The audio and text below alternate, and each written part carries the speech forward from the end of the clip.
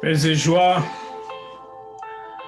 nous bénissons le Seigneur qui nous donne encore l'opportunité de nous réunir en ce soir. Nous lui disons merci pour sa grâce, pour sa faveur, pour chacune de vos vies, de nos vies. Shalom à tous, merci de commenter, merci d'inviter, merci de nous installer pour vivre encore ce moment de partage de la merveilleuse parole de Dieu. Soyez bénis en ce jour de grâce, de célébration de la résurrection du Seigneur.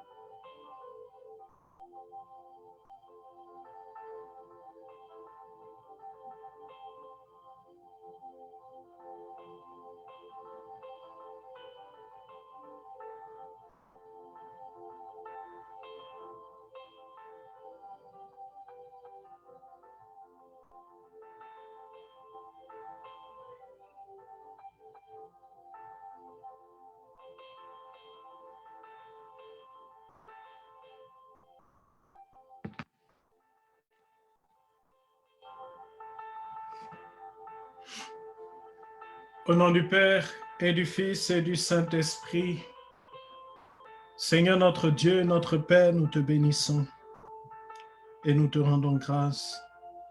Nous te disons merci pour l'opportunité que tu nous donnes de prendre la parole en ton nom. Te disons merci pour toutes les personnes qui sont connectées avec nous en ce moment, pour toutes ces personnes qui veulent recevoir ta parole. Merci pour celles qui sont présentes maintenant. Merci pour toutes celles qui verront cette vidéo plus tard et que tu vas rejoindre de la même façon que tu nous rejoins maintenant. Nous voulons te laisser toute la place, que ton esprit de gloire, ton esprit de vérité, ton esprit de guérison vienne prendre le contrôle de ce moment. Nous voulons disparaître pour que Christ soit révélé.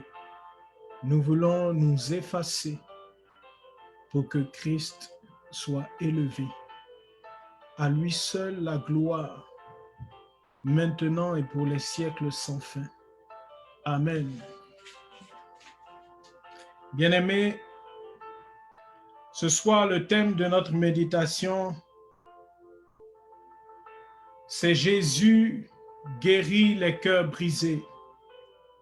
Et pour soutenir notre méditation, nous allons nous appuyer sur le livre du prophète Isaïe. Au chapitre 61, nous lisons les versets 1 à 3. L'Esprit du Seigneur est sur moi, car il m'a conféré l'onction. Il m'a envoyé porter la bonne nouvelle aux pauvres, panser les cœurs meurtris, annoncer aux captifs la libération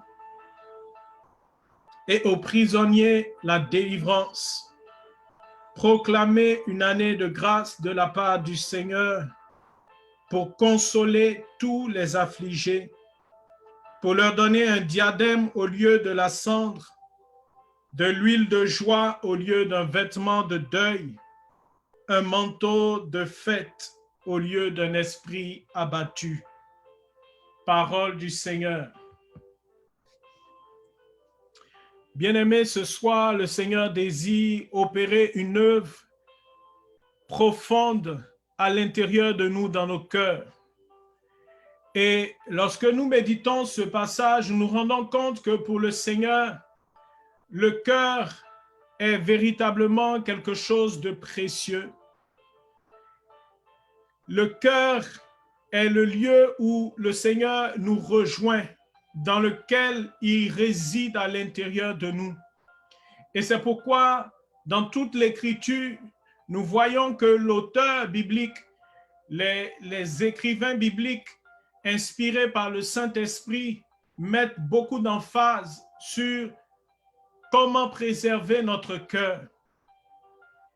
Comme l'auteur du livre des Proverbes, Salomon, qui dit « Veille sur ton cœur plus que sur toute autre chose, car c'est de lui que procèdent les sources de la vie. » Et nous voyons également le prophète Ézéchiel dans Ézéchiel chapitre 36, les versets 25 et 26, qui dit de la part du Seigneur, « Je vous purifierai, j'ôterai votre souillure, je répandrai sur vous une eau pure, votre cœur de pierre, je l'ôterai, je vous donnerai un cœur de chair, et je mettrai en vous mon esprit, afin que vous puissiez marcher selon mes commandements, afin que vous puissiez accomplir ma volonté. » Bien-aimé, le cœur est précieux parce que c'est dans le cœur, c'est dans notre cœur que le Seigneur désire nous visiter.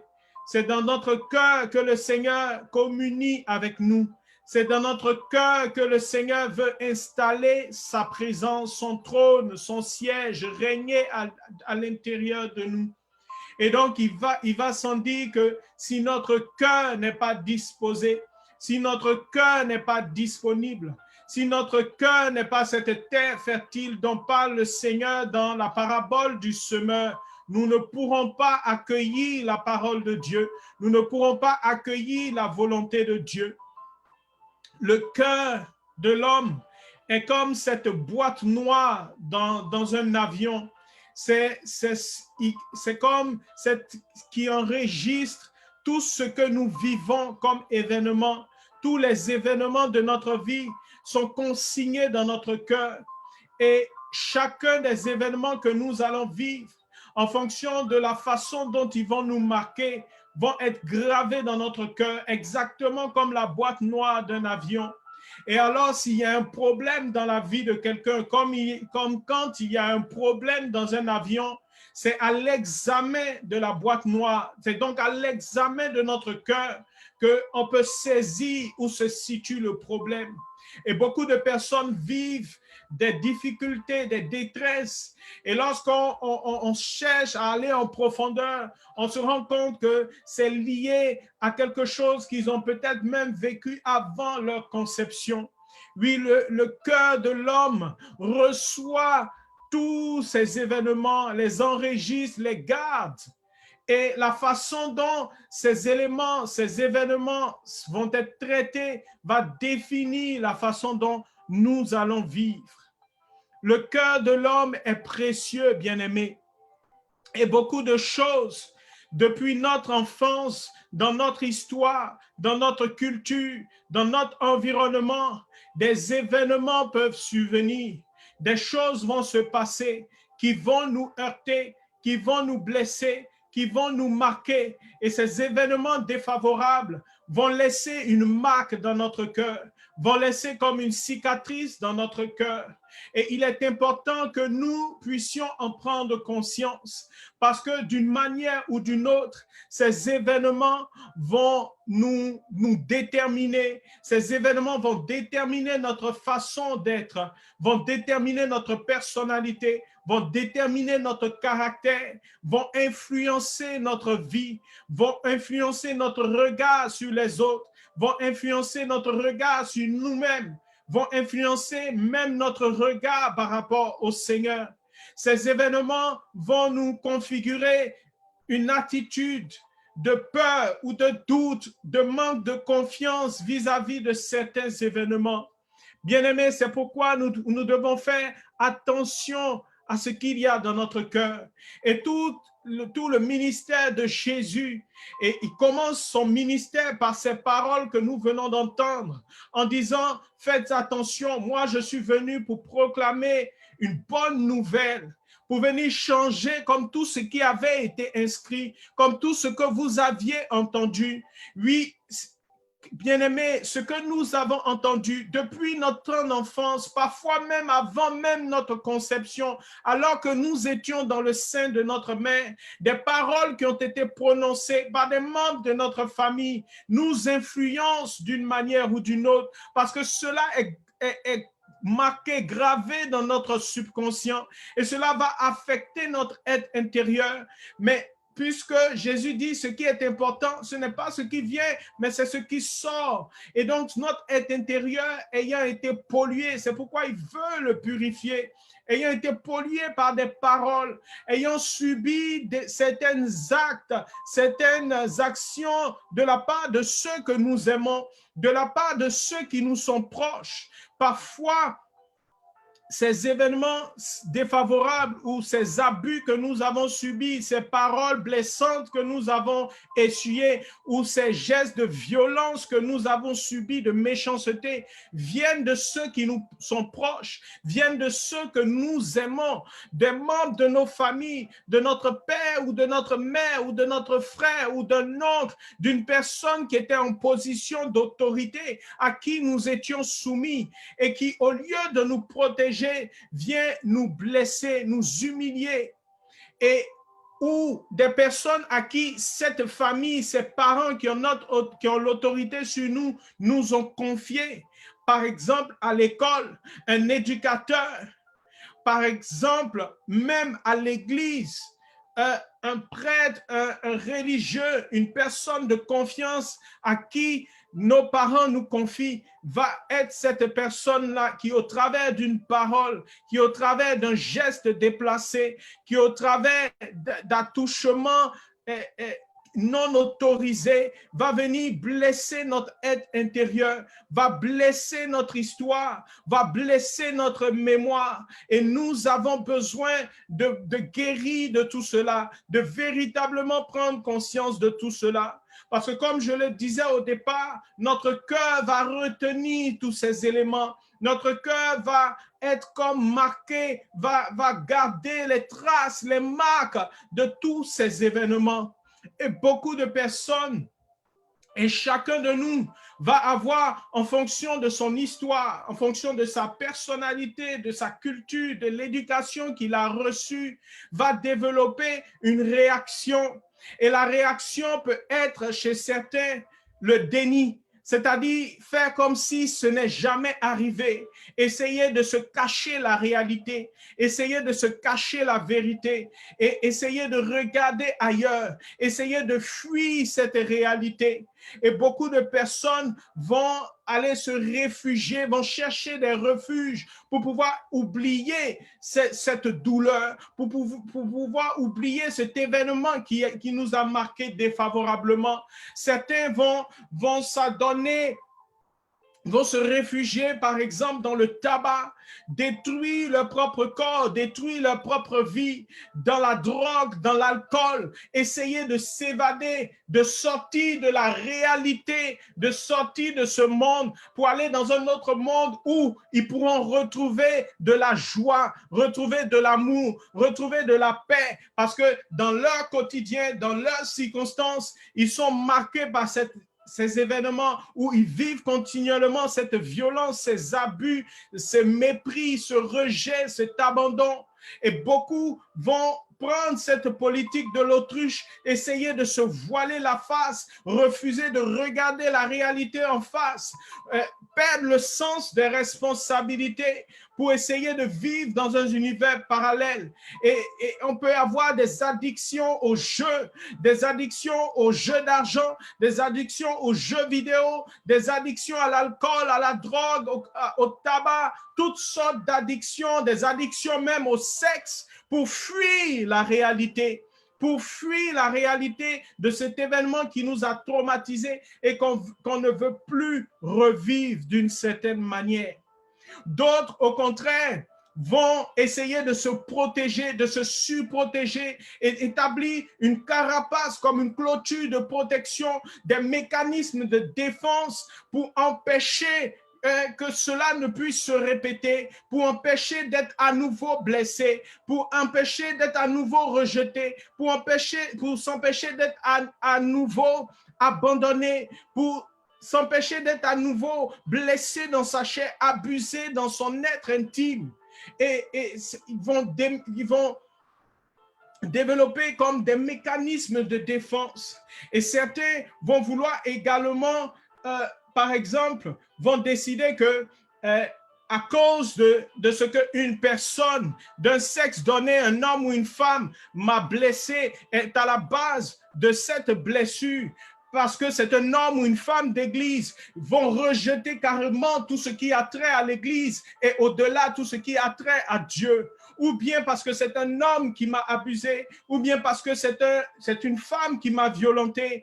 Je vais développer comme un rejet carrément de tout ce qui est homme, de tout ce qui est femme. Et pour arriver même jusqu'au point de changer d'orientation sexuelle, de quitter l'orientation sexuelle naturelle pour aller vers une autre, mais comme un refuge en réalité, comme la conséquence de cette blessure. Bien-aimés, nous avons besoin de nous asseoir et de regarder à la lumière de l'Écriture quel est l'état véritable de notre cœur. Qu'est-ce que nous avons laissé entrer en nous?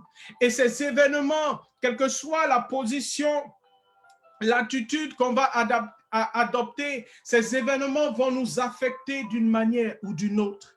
Et cela va changer notre conception des choses. Cela va changer notre regard sur les choses, va changer notre regard sur la vie, va changer notre regard même sur la personne de Dieu. Oui, parce que des choses pareilles, des choses atroces, des choses horribles nous sont arrivés parce que nous avons eu ces accidents, parce que nous sommes nés avec un handicap, parce que nous avons été rejetés par un père, par une mère qui était elle-même déboussolée ou elle-même perdue, parce que nous avons été rejetés par un pan de notre famille, parce que nous avons été abandonnés dans un orphelinat, parce que nous avons été rejetés quelque part à cause de la couleur de notre peau. Notre regard va changer. Et nous allons estimer que nous ne sommes pas suffisamment dignes d'intérêt, que nous n'avons pas de valeur.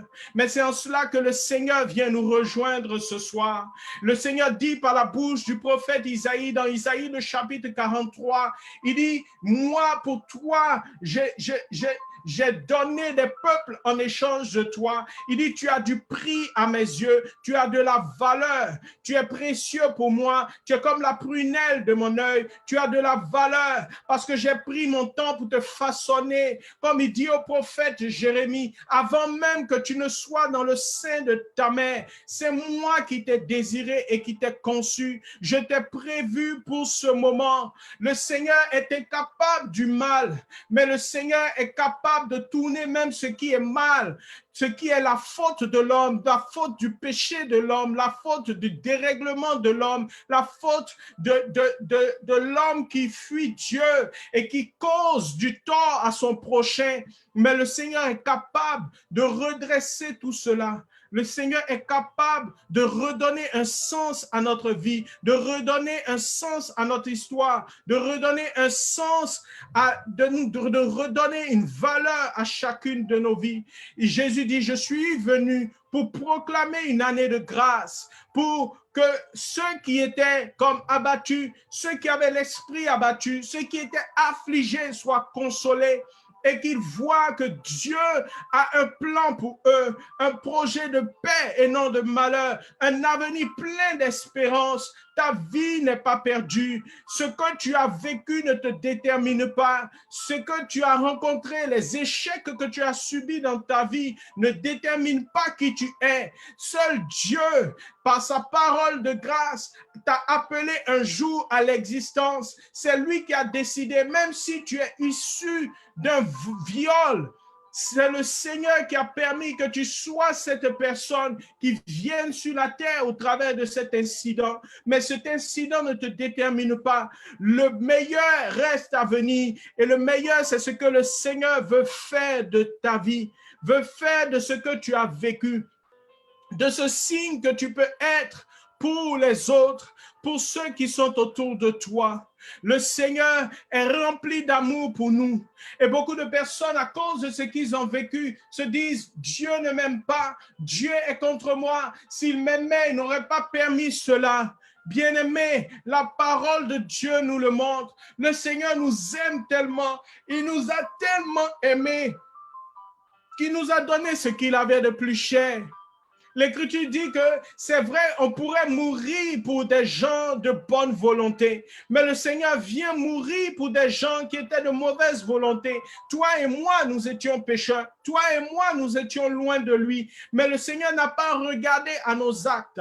Il n'a pas regardé à ce que nous étions. Il a regardé plutôt, effectivement, à ce que nous étions, ce que lui avait mis à l'intérieur de nous. Et il a donné en échange de notre vie ce qu'il avait de plus précieux, ce qu'il avait de plus glorieux. Il a donné son Fils unique. Il a donné sa vie précieuse. Il a donné son Fils Jésus-Christ afin de nous racheter. Le Seigneur nous aime et rien ne peut nous séparer de son amour. Comme dit l'apôtre Paul en Romains, le chapitre 8, à partir du verset 31, rien, ni les tribulations, ni les épreuves, ni les rejets, ni les abandons, ni les blessures, les humiliations, rien ne peut nous séparer de l'amour de Dieu.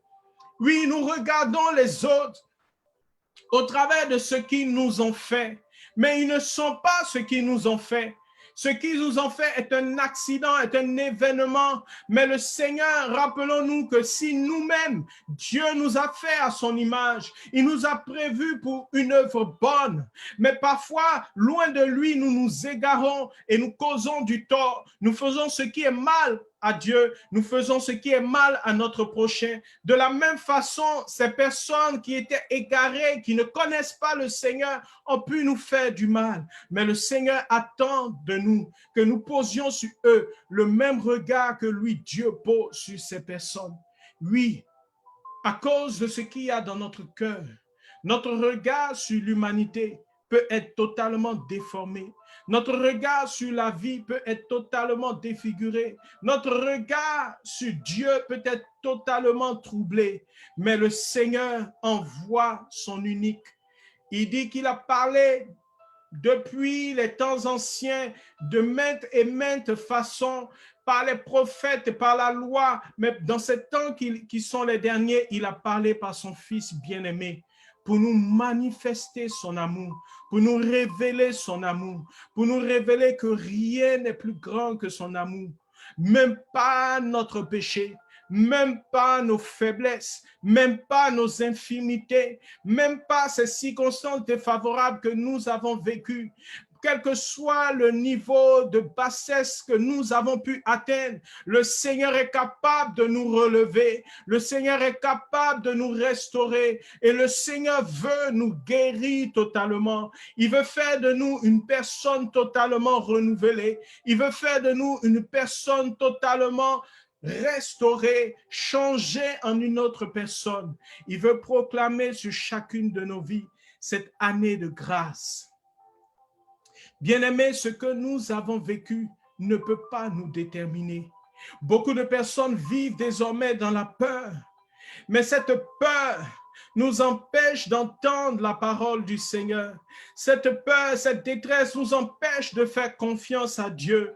Cette peur, cette détresse nous fait craindre tout ce qui est autour de nous et voir le mal partout. Mais le Seigneur veut que nous puissions avoir nos cœurs qui sont remplis de joie. Le Seigneur veut pour nous le bonheur. Le Seigneur veut pour nous établir dans nos cœurs sa paix. À l'image de la première lecture de ce dimanche du prophète Élie, qui n'arrive pas à entendre la voix du Seigneur dans le tumulte, il n'arrive pas à entendre la voix du Seigneur dans l'ouragan. Ces événements, ces blessures que nous avons vécues peuvent constituer pour nous ces ouragans, ces tremblements de terre, ces incendies dévastateurs, ces catastrophes comme il a pu se produire au Liban, ces actes de terrorisme comme il a pu se produire au Burkina, la pandémie de la COVID qui ravage le le monde entier. Tout cela peut constituer pour nous comme ces ouragans, ces tremblements de terre qui nous empêchent d'entendre la parole de Dieu. Mais le Seigneur veut venir vers nous dans ce doux murmure. Mais pour cela, il faille qu'il puisse établir dans nos cœurs sa paix. Dieu veut nous rejoindre à l'intérieur de nous.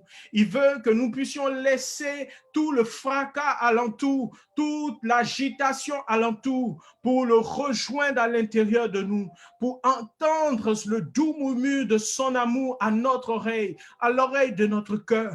Nous pouvons entendre le Seigneur nous dire qu'il nous aime, que notre vie est précieuse à ses yeux, que lui nous a désirés même si nos parents ne nous ont pas désirés, que lui a un projet pour nous même si le monde dit que nous sommes un échec, que lui a prévu pour nous un avenir merveilleux même si tout le monde dit le contraire, même si tout le monde dit que tu es totalement perdu parce que tu as touché à la drogue, parce que tu as vécu une dépression à cause de cette addiction.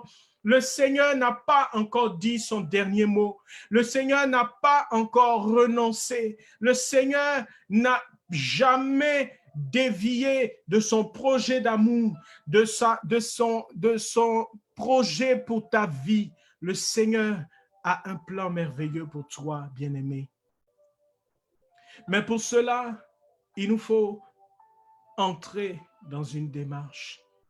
Le Seigneur dit dans Matthieu, le chapitre 11, à partir du verset 28, il dit « Venez à moi, vous tous qui êtes affligés, vous tous qui êtes brisés, vous tous qui êtes blessés, vous tous qui êtes humiliés, vous tous qui avez été maltraités, martyrisés par la vie, vous tous qui ne savez où donner de la tête. » Bien-aimés, la première chose, c'est que nous puissions véritablement prendre conscience de la réalité. Jésus dit, je suis venu non pas pour les justes, non pas pour les bien portants, mais je suis venu pour les pécheurs, je suis venu pour les malades. Il faut que nous puissions reconnaître que nous avons besoin d'aide, que notre vie telle qu'elle est aujourd'hui, marquée par ces éléments, par ces événements négatifs, que cette vie a besoin du toucher de la grâce de Dieu. Il est important que nous ne fuyions pas la réalité des choses, que nous ne fuyions pas le fait que nous ayons été blessés. Souvent, nous entendons dire, non, j'ai vécu beaucoup de choses, mais j'ai dépassé cela. Oui, on essaie de se convaincre, mais le Seigneur dit qu'il est disposé à nous restaurer pourvu que nous reconnaissions que nous avons besoin de guérison. Il a dit aux pharisiens, il dit non, le problème n'est pas que vous soyez juste ou pas, mais le problème est que vous êtes aveugle et vous ne le savez pas, parce que si vous le reconnaissiez, vous pourriez à nouveau voir. Comme Bartimée est venu pour dire, Seigneur, que je vois. Oui, aujourd'hui, peut-être à cause de ce que tu as vécu, ta vie est comme dans les ténèbres, ta vie est comme dans l'obscurité. Tu ne vois pas le bout de ta vie, tu ne vois pas la lueur d'horizon, tu ne vois pas un avenir radieux pour toi. Mais reconnais cet état de fait et viens au Seigneur. Cours à Dieu, comme Élie s'est enfui dans la montagne, comme Élie s'est isolé pour venir à la rencontre du Seigneur. Personne d'autre ne pourra te sauver. Aucun psychologue, aucun psychiatre ne pourra te sauver. Il pourra à tout le moins, par la grâce même de Dieu, découvrir ce dont tu souffres, mais il ne peut pas le traiter. Il va mettre le doigt là-dessus et va faire ressurgir des choses qui t'ont profondément blessé, meurtri, mais il ne pourra pas gérer le traumatisme. Seul le Seigneur peut le faire. Et le Seigneur veut que nous puissions venir à lui. Le Seigneur veut que nous puissions nous approcher de lui. Le Seigneur veut que nous puissions accourir à lui. Que nous puissions, comme Pierre ce matin, qui était dans la barque, qui a vu le Seigneur avancer, que nous puissions reconnaître en Jésus celui-là seul qui est capable de nous sauver, que nous puissions reconnaître en Jésus celui-là qui est le Seigneur sur toutes nos circonstances, celui qui a l'autorité, le dessus, celui qui est capable de renverser l'ordre des choses, celui qui est capable de retourner notre addiction en un avantage, celui qui est capable de retourner cet événement qui nous a blessés en un événement de fête, celui qui est capable de retourner ce qui semble être comme une malédiction d'échec, de le retourner en une bénédiction, un projet excellent d'avenir et de bonheur pour nous. Reconnaître que Jésus est celui-là seul qui est capable de nous faire marcher sur les eaux de nos tribulations.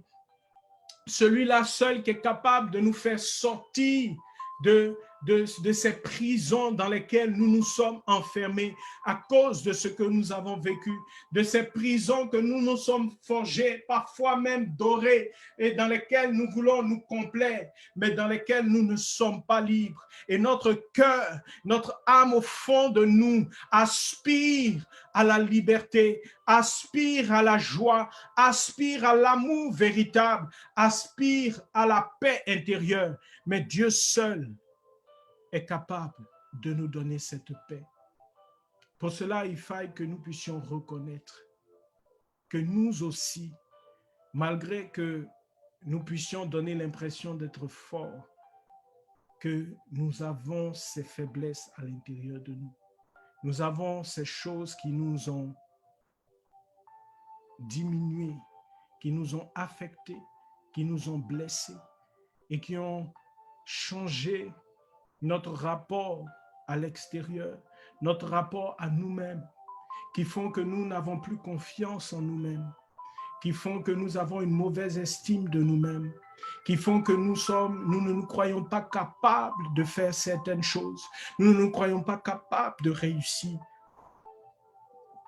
qui font que nous avons des difficultés dans nos relations avec ceux qui nous sont proches, avec nos pères, avec nos mères, avec nos conjoints, avec nos enfants, parce que nous avons peur de reproduire ce que nous avons vécu et nous établissons comme une distance de peur d'être à nouveau blessés par ceux que nous aimons.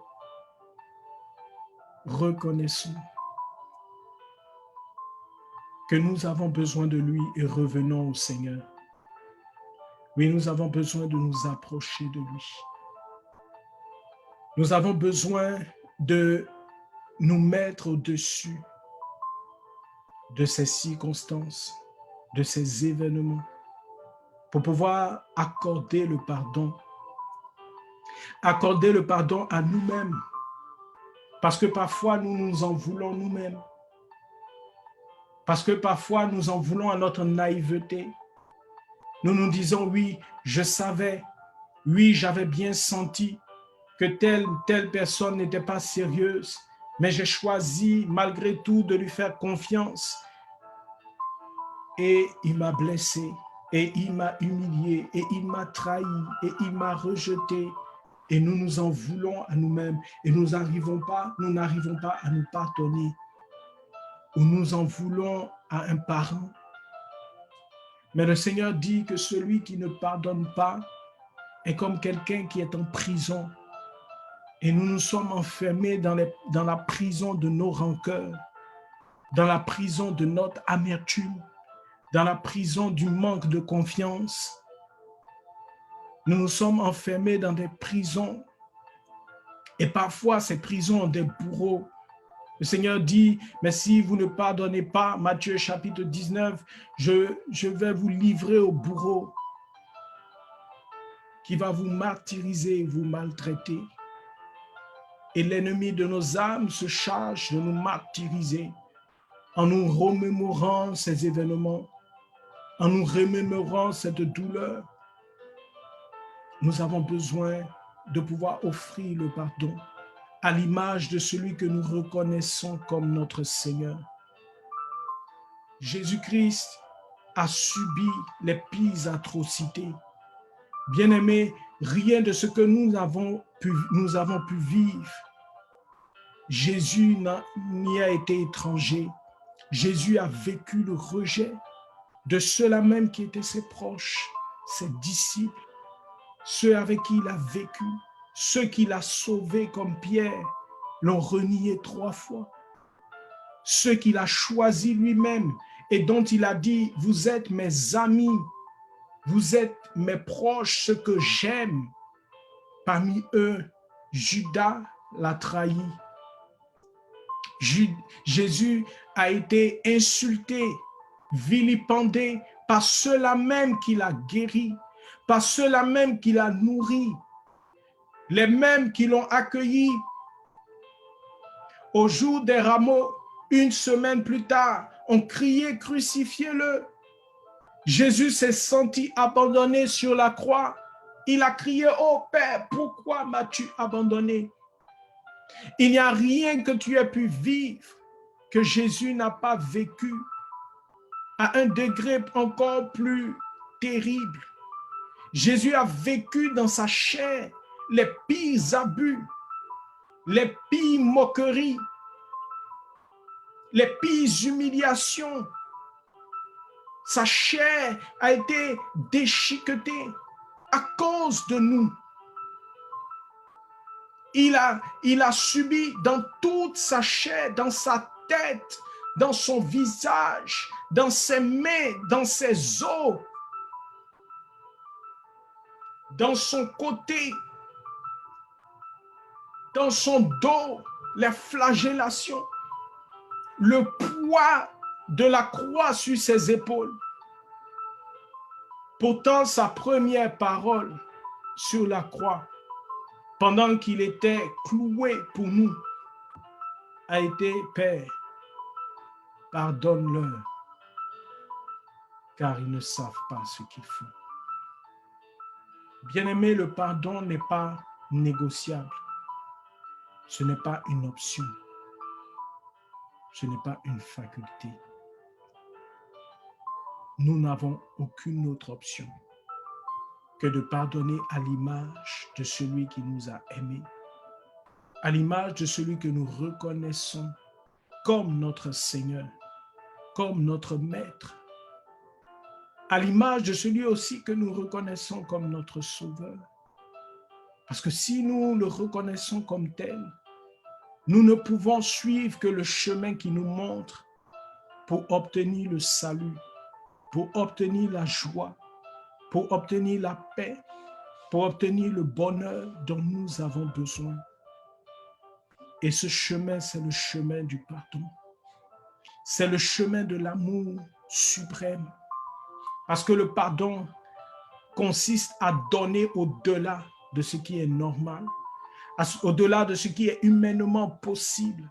C'est pourquoi pour le pardon, nous avons besoin de Dieu.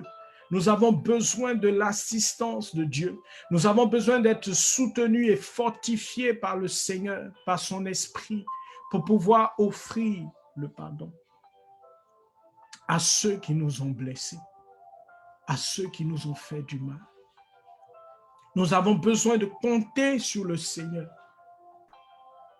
pour nous aider à accomplir cet amour suprême, pour donner au-delà de ce que nous avons reçu. Peut-être que nous avons reçu ce qui est mauvais, mais que comme nous le disons dans la prière que le Seigneur nous a enseignée, quand nous sollicitons le pardon de la part de Dieu, nous nous rappelons que nous aussi avons besoin de pardon. Et nous disons au Seigneur, pardonne-nous, comme nous aussi nous pardonnons. Ce soir, que le Seigneur nous donne la force de pouvoir donner le pardon, de pouvoir aller au-delà de nos douleurs, au-delà de nos frustrations, au-delà de nos humiliations, au-delà de nos blessures, pour tendre la main à l'autre, pour pouvoir souhaiter le bonheur à l'autre, pour pouvoir bénir celui qui nous a fait du tort. Alors le Seigneur viendra nous restaurer. Il dit, vous qui êtes fatigués et qui ployez sous le poids du fardeau, ce fardeau qui nous a été imposé à cause de ce que nous avons vécu, le Seigneur veut nous en décharger. Il dit, moi j'ai un autre joug. Je veux vous décharger de ce joug pesant que vous n'arrivez pas à supporter pour vous donner un autre joug, un joug qui est léger, le joug de mon amour, vous remplir de ma joie et établir dans vos cœurs ma paix.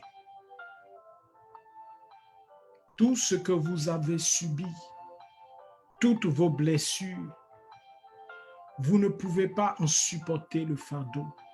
C'est pourquoi beaucoup sont malades à force de vouloir porter par eux-mêmes ces choses. Beaucoup souffrent de maladies psychosomatiques. Beaucoup souffrent de l'appareil digestif à cause des colères qu'ils retiennent en eux. Beaucoup souffrent de la glande thyroïdaire et développent des goitres à cause de ces humiliations qu'ils ont trop longtemps étouffées. Mais le Seigneur veut vous restaurer. Il veut vous libérer. Il veut vous guérir. Guérir votre cœur et guérir votre corps. Guérir votre âme et vous libérer de ces prisons spirituelles dans lesquelles vous êtes enfermés à cause de votre histoire.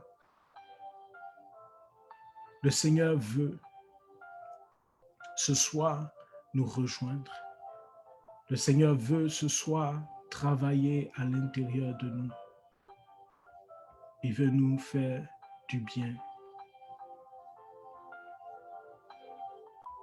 Le Seigneur veut nous guérir. Le Seigneur veut nous restaurer. Bien-aimé, je veux t'inviter à baisser la tête maintenant et à regarder l'histoire de ta vie à la lumière de cette parole que tu viens d'entendre.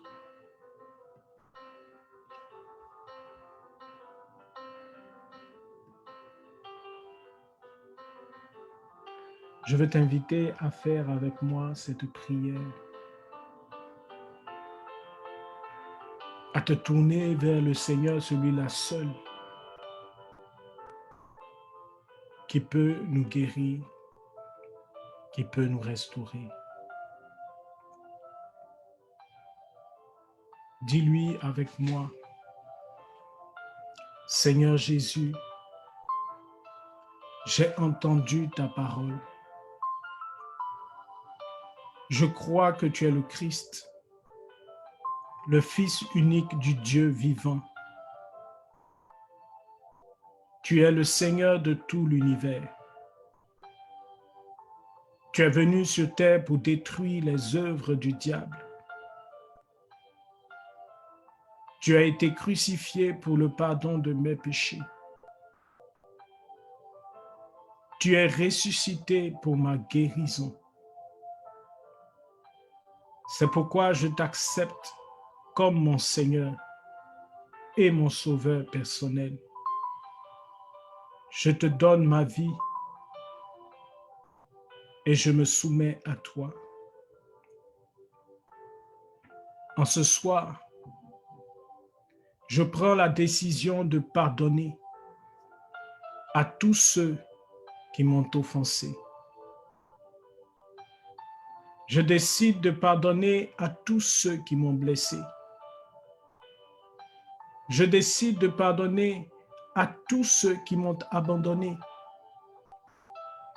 à tous ceux qui m'ont trahi, à tous ceux qui m'ont rejeté, à tous ceux qui m'ont humilié.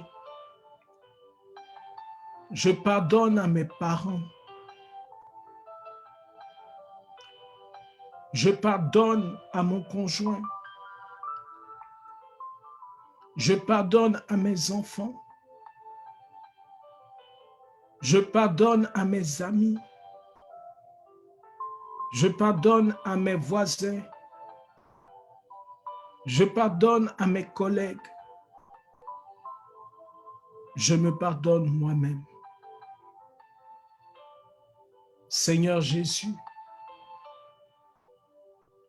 comme tu es mort pour le pardon de mes péchés, je choisis de ne pas persister dans mon ressentiment. Libère mon cœur de la rancœur. Libère-moi de l'amertume. Libère-moi de la haine. Libère-moi de la jalousie. Libère-moi du désir de vengeance. Comme tu es ressuscité pour ma guérison, touche tous les lieux de ma vie qui ont besoin d'être guéris. Guéris-moi de toute blessure subie à ma conception. Guéris-moi de toute blessure liée à ma naissance. Guéris-moi de tout traumatisme de mon enfance. Guéris-moi de toute expérience douloureuse de mon adolescence. Guéris ma mémoire de tout souvenir douloureux. Si j'ai manqué d'amour maternel, que la Vierge Marie me console. Si j'ai manqué d'amour paternel, fais-moi sentir la présence du Père. À l'instant même, Père, je te prie de bénir abondamment tous ceux qui m'ont fait du mal. Au nom précieux de Jésus-Christ. Merci, Seigneur.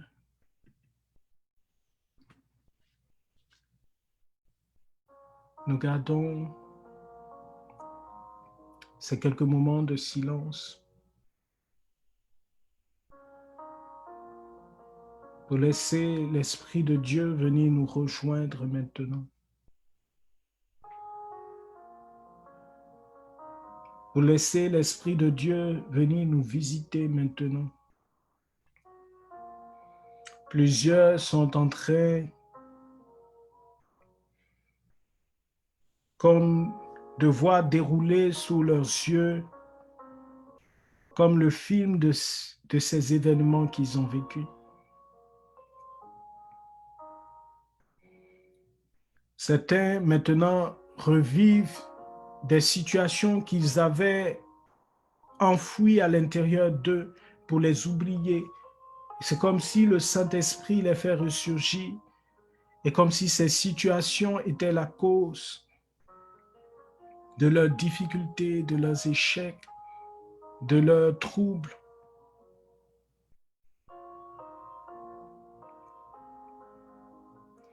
Et le Seigneur rejoint plusieurs personnes, hommes comme femmes,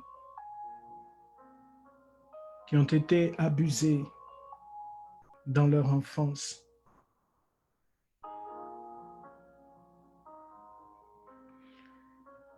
Et c'est ce que tu as subi qui a provoqué chez toi ce dégoût de ton propre corps. Et pour certains, et une personne en particulier, ce dégoût de ton propre corps t'a amené dans une addiction à la nourriture et tu manges de façon désordonnée au point où tu as pris beaucoup de poids. Et cela a augmenté encore le peu d'estime que tu as de toi-même.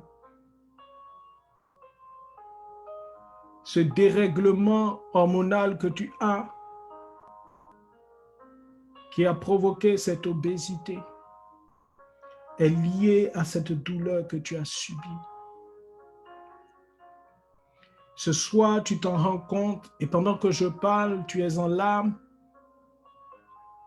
et le Seigneur vient te restaurer. L'Esprit de Dieu vient te guérir maintenant. Il restaure l'image que tu as de toi-même. Oui, il vient te visiter.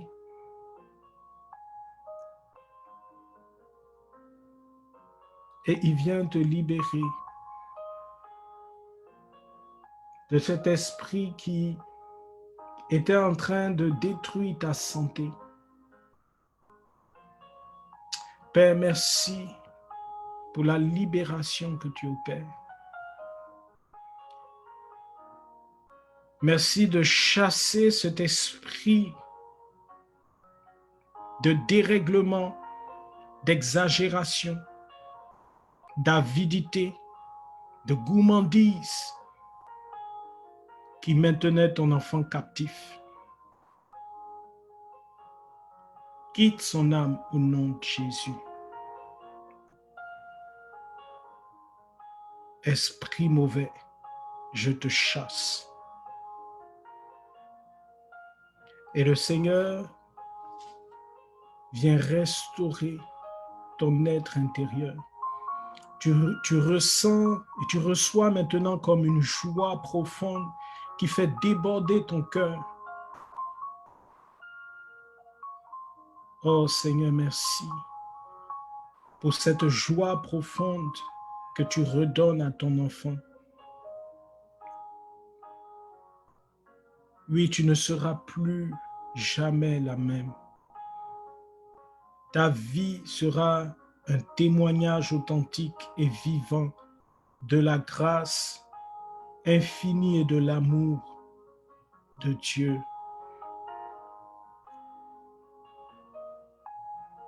Il y a une autre personne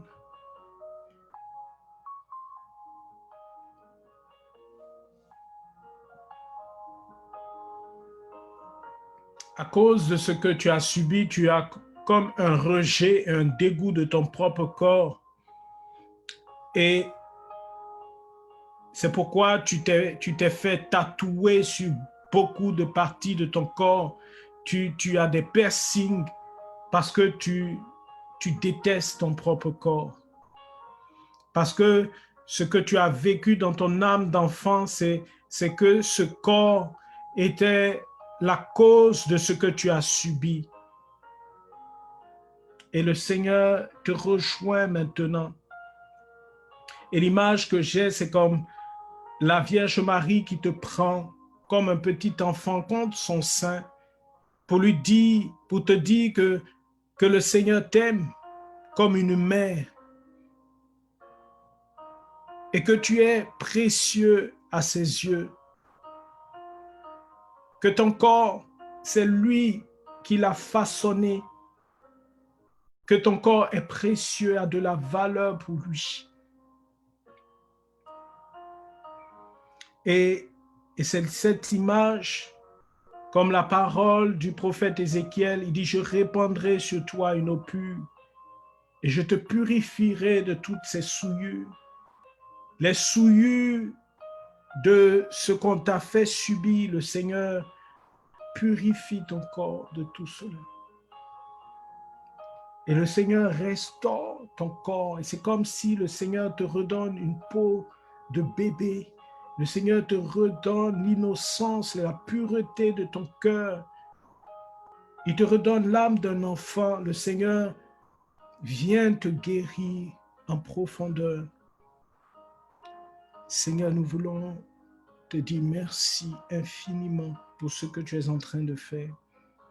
Merci de rejoindre chacun de nous.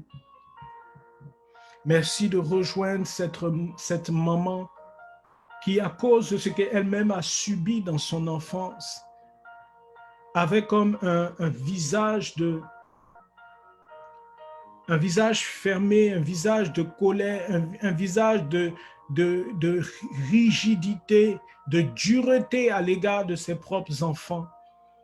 Et l'explication que tu avais c'était que c'est comme ça que toi-même as été éduqué. Et le Seigneur vient te guérir de ce traumatisme que tu as subi. Et comme cette incapacité que tu as à manifester de l'affection, de la douceur, de la tendresse à l'égard de tes enfants. Le Seigneur vient, oh c'est merveilleux ce que Dieu est en train d'opérer. Il te communique cette douceur, cette tendresse pour que tu puisses aimer tes enfants, pour que tu puisses leur manifester, pas que tu ne les aimes pas, mais tu n'arrives pas à le leur montrer, pour que tu puisses leur manifester cette affection. C'est comme si le Père lui-même te prend dans ses bras pour remplir ton cœur maintenant de cet amour. Ton cœur déborde de cet amour, de cette joie, de ce bonheur. Et tu pourras véritablement aimer tes enfants. Et toi-même en souffrais de cette dureté. Seigneur, nous voulons te dire merci. Merci de rééquilibrer nos vies. Merci de restaurer nos vies. Merci, ô Dieu, de nous rétablir.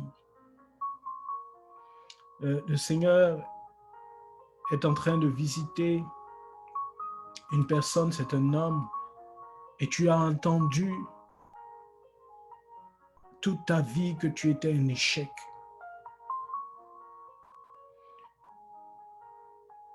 Toute ta vie, tu as entendu que tu étais un échec. Toute ta vie, tu as entendu que tu ne pourrais pas réussir. Et c'est pourquoi aujourd'hui, tu es comme abonné à de petits boulots, à des jobs. Alors qu'à l'intérieur de toi, tu as toujours souhaité faire des études universitaires.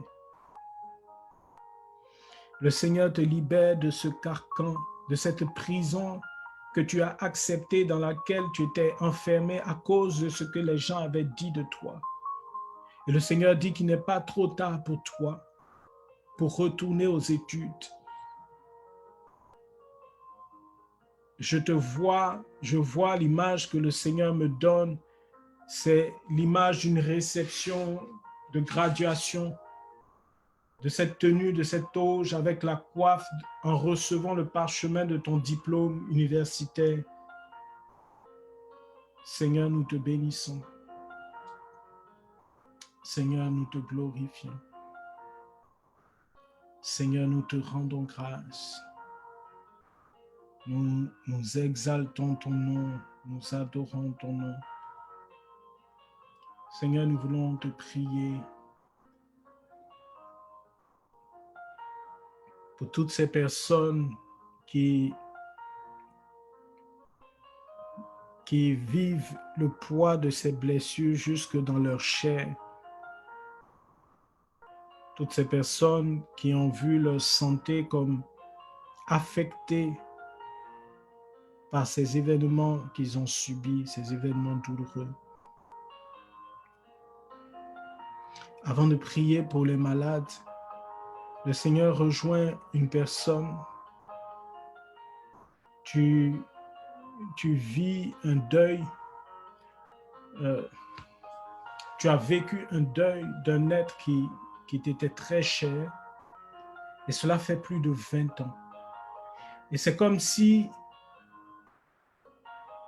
depuis ce deuil, tu as cessé de vivre. C'est comme si tu errais. Et l'image que le Seigneur me donnait, c'est comme si tu avais la vision de cette personne qui te détachait, qui voulait te laisser apprécier la vie que le Seigneur veut te donner. Le Seigneur vient te guérir de cette douloureuse séparation afin que tu puisses définitivement faire le deuil. Parce que ta vie s'était arrêtée, mais le Seigneur dit, ta vie n'est pas finie. J'ai beaucoup de joie en réserve pour toi, te dit le Seigneur. Et le Seigneur est en train de répandre cette joie en toi et tu ne peux pas t'empêcher d'éclater, de rire à cause de cette joie surnaturelle que le Seigneur est en train de te communiquer. Et pendant que tu ris, le Seigneur délie ton âme et le Seigneur guérit ton cœur et le Seigneur guérit ta vie tout entière. Seigneur, nous te bénissons. Seigneur, nous t'adorons. Seigneur, nous te glorifions. Seigneur, nous voulons te prier pour toutes les personnes malades, toutes celles qui nous écoutent ou qui nous écouteront plus tard. Pendant que l'Esprit de Dieu agit au milieu de nous, vous pouvez simplement poser la main là où vous avez mal ou sur votre tête. Père, je prends autorité contre tout esprit d'infirmité et toute maladie dans le corps. Je chasse tout esprit de maladie, tout esprit d'infirmité. Je les maudis et je les renvoie dans les profondeurs des abîmes. Je commande à leur corps, à leur sang, à leurs muscles, à leurs nerfs, à leurs os, à tous leurs organes et à toutes les cellules de leur sang, de recevoir la vie de Dieu, de recevoir la guérison et la restauration. Au nom de Jésus, soyez totalement guéris. Le Seigneur touche quelqu'un qui souffrait de la thyroïde et le déséquilibre émotionnel est totalement restauré. Ce déséquilibre hormonal est totalement rétabli maintenant. Tu es guéri. Le Seigneur guérit également une personne qui avait comme les trompes bouchées, ce qui t'empêchait de porter une grossesse. Le Seigneur vient de déboucher tes trompes. Le Seigneur vient de faire disparaître ces fibromes que tu avais à l'intérieur de tes entrailles, de ton appareil, de ton utérus. Le Seigneur est en train de guérir plusieurs personnes. Nous te bénissons, Seigneur. Nous te glorifions. Nous t'adorons. Nous t'élevons. Merci, ô Dieu, pour la vie que tu répands à l'intérieur de nous.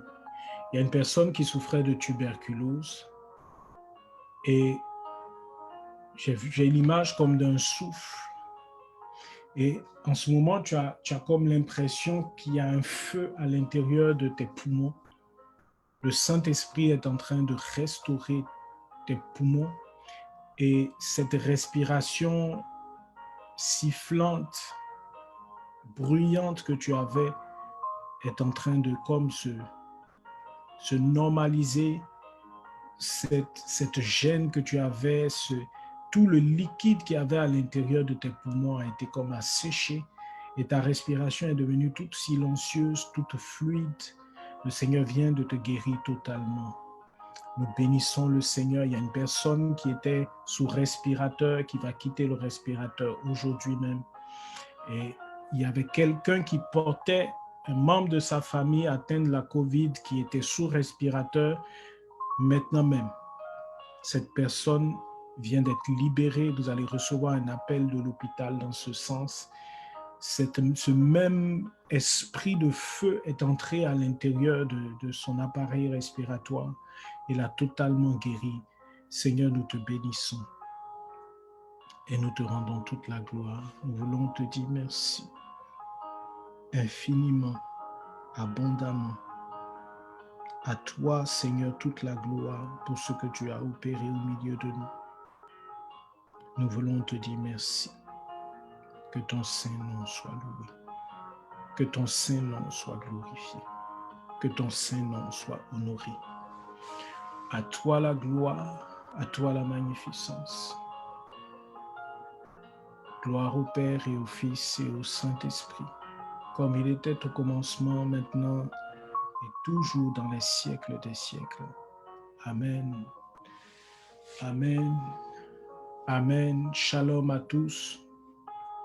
Alors nous sommes toujours dans notre neuvaine, dans notre temps de cheminement de la neuvaine de l'Assomption. Alors tout à l'heure, nous aurons à 17h, nous allons encore continuer ce temps. Une sœur va nous conduire dans ce temps pour nous aider à suivre Jésus dans les pas de Marie, nous aider à ressusciter dans tous les domaines et les aspects de notre vie. Alors que Dieu nous bénisse, que Dieu vous garde. À la semaine prochaine, que Dieu continue d'œuvrer à l'intérieur de notre cœur, de nos cœurs, et qu'il établisse nos cœurs dans sa paix et dans sa joie, que nous soyons visités par l'amour de Dieu. Amen, que Dieu nous bénisse, au nom du Père et du Fils et du Saint-Esprit. Amen.